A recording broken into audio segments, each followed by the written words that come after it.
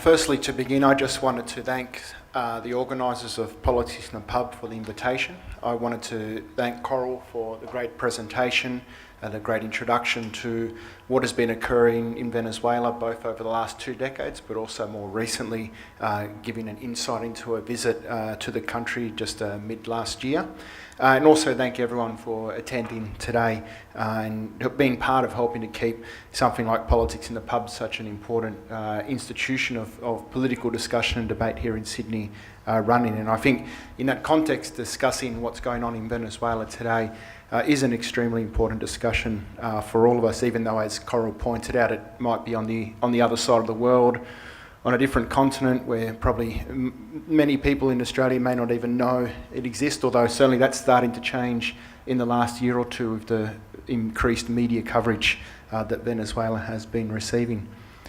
I hope in my talk to essentially to address the question that's posed, or the issue that's posed for the topic of tonight's forum, which is the challenges facing Venezuela's revolution. I hope to be able to address this issue by putting it in the context of the crisis that's occurring in Venezuela today, and hoping to look at both the international and the national dimensions of this crisis. And because I think it's necessary to do this in order to attempt to go beyond much of the one-sided discourse, a one-sided discourse that exists not just in the mainstream media, but even in large sections of the left or the progressive sectors of society that view the sole responsibility of the current crisis in Venezuela either being because of US imperialism or because of the Maduro government. I also hope to be able to demonstrate the interconnectedness of the foreign and domestic factors that are influencing today's crisis in Venezuela, and what this means for the Bolivarian revolution if it is interested in overcoming this crisis. So what is the international context that Venezuela faces today? And by today, I literally mean today, because the immediate one is an ominous one. Consider these recent string of events that have occurred in the last 28 days. US Secretary of State, and probably no coincidence, former CEO of ExxonMobil, Rex Tillerson, has just completed a tour of the region, visiting a number of the key countries, including Colombia, Argentina, and Mexico. At the forefront of his visits, unsurprisingly, was Venezuela. For instance, the crisis occurring right now in Honduras, where we've seen an election openly rigged, where the computers that were counting the votes had one winner before they surprisingly shut down, and when they reappeared, surprisingly had another winner. None of this is of interest, apparently, although one can only imagine if this happened in Venezuela, it would be, of course, front page news. Instead, in all of these visits that Rex Tillerson did in the region, Venezuela was at the forefront. And it wasn't just that Venezuela was a key point of discussion, it was also the points of discussion that were raised. So prior to beginning his tour, Rex Tillerson talked about how the military in South America has on many occasions throughout history played an important role in bringing back a transition to democracy, with reference to Venezuela. He also, while visiting Argentina, openly spoke about the option of boycotting Venezuela oil, of putting an embargo on any imports and exports regarding oil into Venezuela, a country that, of course, its economy is, if not completely, overwhelmingly dependent on the extraction of this natural resource. Kurt Tidd, the commander of the Southern Command, basically the US section of the military involved with looking over the region, also recently visited neighbouring Colombia, where he met with President Santos, with the Vice President and with the Defence Minister. This was combined with the mobilisation of more Colombian troops onto the border with Venezuela. As similar, on the other side of Venezuela, we've seen a mobilisation of Brazilian troops to its border as well, under the context of the so-called humanitarian/refugee crisis that are occurring on the Venezuelan border. And we've seen US Sub-Secretary of State for Latin America refer to this situation and offering all of its help to Brazil and Colombia to be able to deal with this situation. This mobilisation of troops should be put into the context where late last year, Brazil hosted regional military exercises led by US South Command involving Colombia and Peru, and where one of the exercises they carried out was a supposed invasion of what might be deemed a communist country. Of course, in these exercises, no real countries are mentioned, but one doesn't take too many brain cells to figure out what was inferred in this military exercise.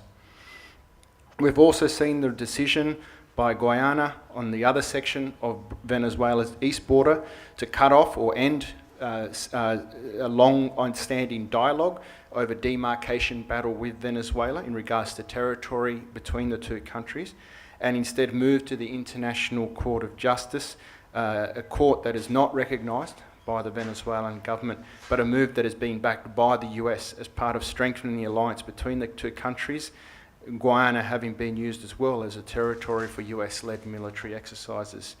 When we complete the picture by adding in Aruba, Bonaire and Curacao, the three Dutch islands off the coast of Venezuela, and Holland being a NATO member, we see the complete military encirclement that has occurred now of Venezuela. Other things that have occurred just in the last 28 days. Meetings between US Embassy representatives and representatives of the opposition, followed by the subsequent decision of the opposition to withdraw from dialogue and negotiations that had been ongoing since the end of last year, and which were at the point of signing an agreement which included, amongst many other things, one of the key demands of the opposition protests of last year, which was the holding of presidential elections. So having gone out into the streets, unleashed a wave of violent protests where over 100 people were killed, demanding presidential elections, having brought the government to the negotiation table, having brought an agreement to have presidential elections. At the last minute, and following discussions with the US Embassy, the opposition have decided they will not sign this agreement. Similarly, we've seen Peru withdraw its invitation to Venezuela to be able to participate in the Regional Organization of American States Summit, which is due to be held in that country. Last year, or for most of last year, the General Secretary of the Organisation of American States had tried to move to have Venezuela essentially begin the process of expelling Venezuela from that body, but was unable to get the votes that were necessary, wasn't able to even get a majority to support this move. Well, now they've circumvented that, and essentially Peru has now said that they're not welcome, Venezuela's not welcome to attend the next summit. All of this in the context of a range of more US sanctions being applied, and I'll return to this, and increased talk from Washington, from the United States, of a coup in Venezuela. The latest being US Senator Marco Rubio, one of the most well-known, sort of outspoken critics, not just of Venezuela, of Cuba, or in fact of anything progressive anywhere in the world, has said that the world would be more than willing to stand up and defend any section of the military that stood up in Venezuela to overthrow the government. As I said, all of this has just happened in the last 28 days, so clearly dark clouds are amassing over Venezuela. So if we want to address the question of the challenges facing the Bolivarian revolution, I would say the most immediate one is avoiding a warlike situation, an invasion, a bellicose outcome to the current situation in Venezuela. But of course it's necessary to go beyond this if we want to really look at the true dimensions of the economic political crisis in Venezuela and see the involvement of international factors in there. And there are two elements I wanted to mention that are ignored or downplayed by the media. The first is the very direct involvement of international forces, and primarily the US government, in stoking, deepening, creating, whichever way you want to phrase it, the economic crisis in Venezuela. Of course, when we look at the media today, the economic crisis in Venezuela, which is, of course, very serious, very dire, and there are many figures that I could give, but that's one thing that you probably can find in the media, even if some of them are exaggerated or untrue. I do not want to underestimate or downplay the level of the serious economic crisis that Venezuela is facing today.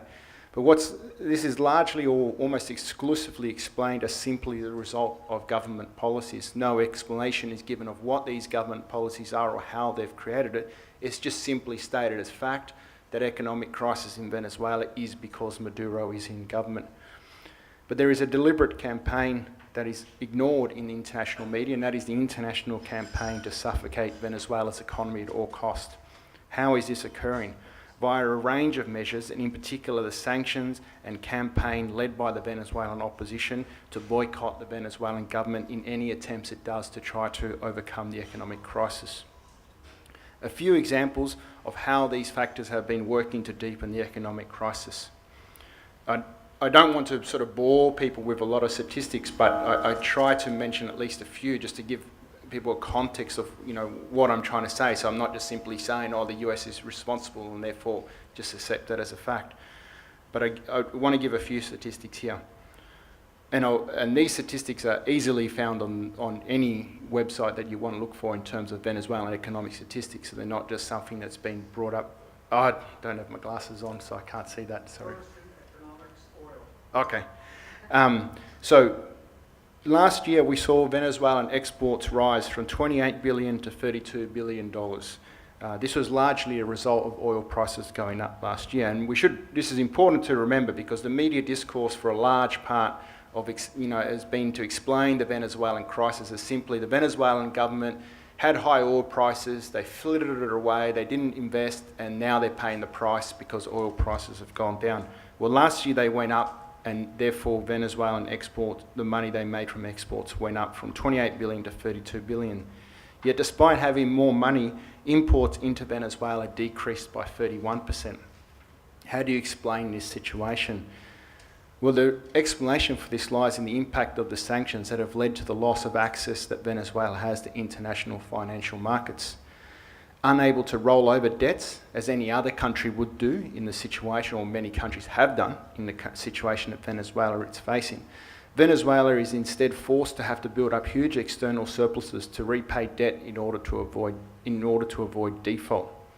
At the same time, creditors have threatened to seize remaining revenue sources if the country defaults, including refineries, and here it's important to note Citgo, the subsidiary of the Venezuelan state oil company PDVSA in the US, which is a key point of funding for the Venezuelan oil industry, is in the firing lines of where the government is hoping that with Venezuela defaults they'll be able to seize these assets, and of course also blocking payments for oil shipments through this process.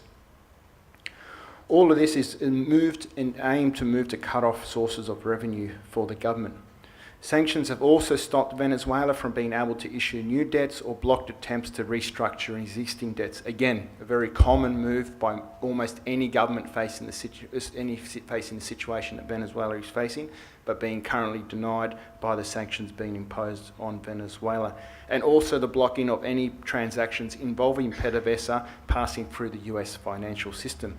And of course, I don't need to explain the importance of the US financial system when it comes to global trade or when it comes to a situation where where the US continues to be the main market for oil exports for Venezuela. Banks have also played their role in delaying the processing of financial transfers where they haven't blocked them altogether, meaning that Venezuelan companies essentially cannot do business with the US in any way. But it extends beyond that as well, as US sanctions and pressures on other countries have also stopped other countries from being able to do business with Venezuela and vice versa.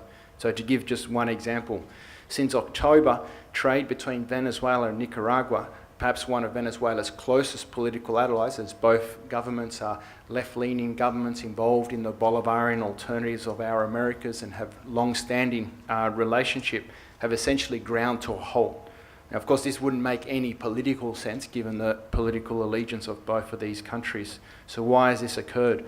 Well, again, the sanctions on PDVSA have been an important part of explaining why this complete drop-off in trade has occurred, because PDVSA is a 51% owner of Albanesa, a binational agency responsible for trade between these two countries. What this means is that with sanctions on any US company and banks having dealing with PDVSA, Nicaraguan banks and companies have also suspended their relationships with Albanesa, clearly in order to avoid any potential international ramifications that this trade may have. So it's very obvious and clear that international forces are playing a role in the current crisis, playing a role in exacerbating and rather than helping the situation.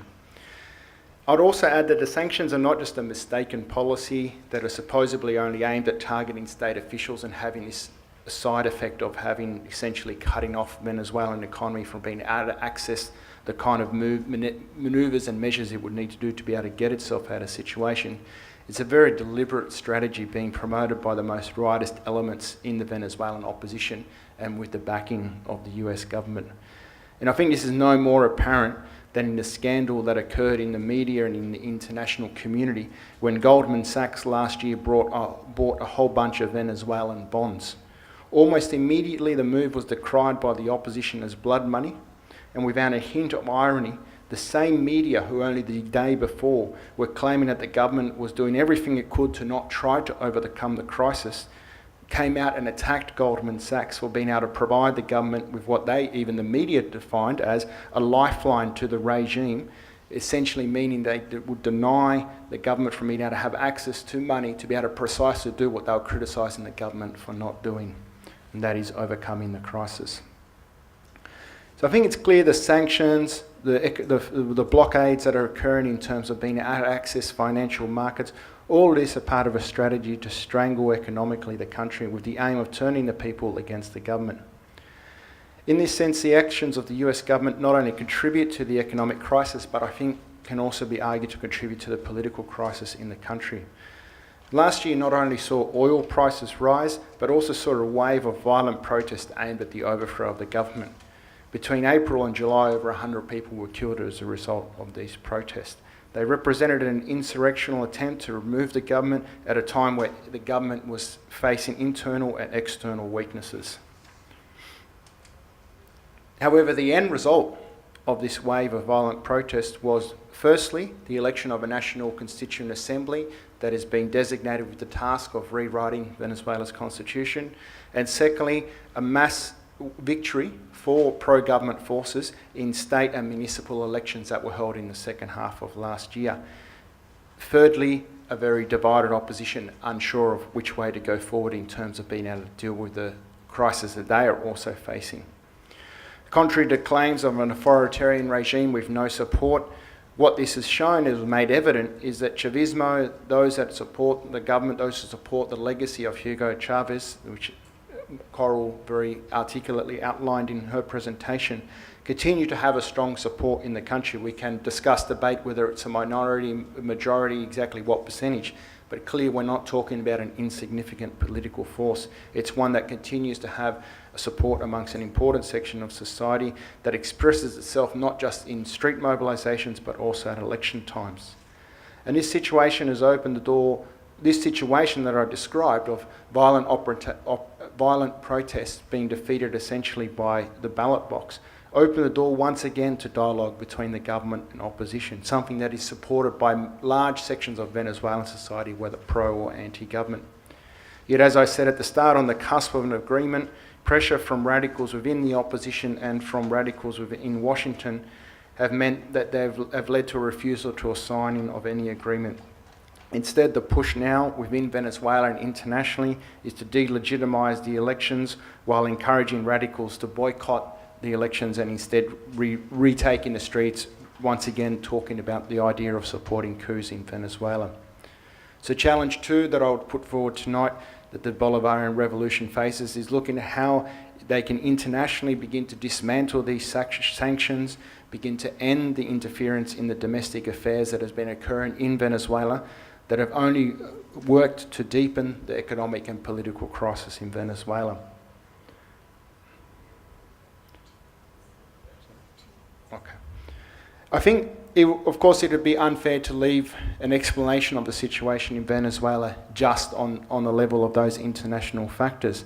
There are, of course, well, at least certainly when we talk to, when you read what leftist radical sections within Venezuela are arguing or discussing, two very important factors that they also refer to helping to explain the situation in Venezuela today, the crisis in Venezuela today, and the challenges that the revolution faces. And those are the problems of bureaucratism and corruption. They're ones that have been getting a lot of airtime in the media today. Talk of corruption in Venezuela, talk of the so-called new rich or the bourgeoisie, as the term has been coined for this section.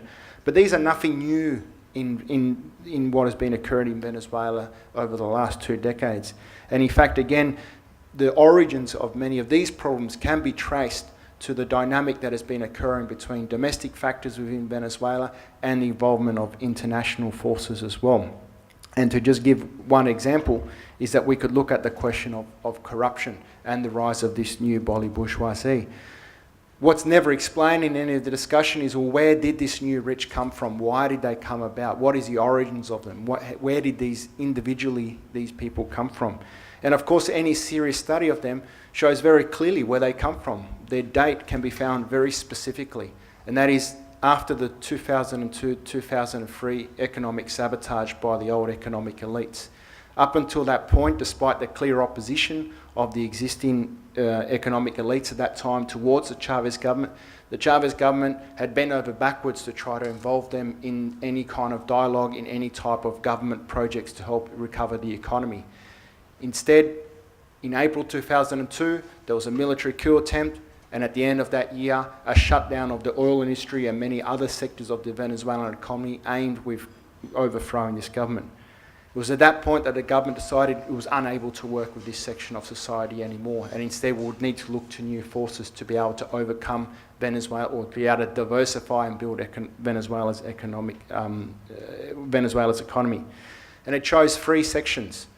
First was the one that many of the left were excited by, the promotion of cooperatives, of worker-run factories, all of these experiments in the social economy, many of which had mixed results, but none of which were really able to essentially provide an alternative to the way that the Venezuela's capitalist economy had been run until that date. And the other two were to either deal individually with capitalists who at that time had decided to break with the interests of their own class and to work with the government, and many of those continue to work with the government today, and through that process have been able to amass large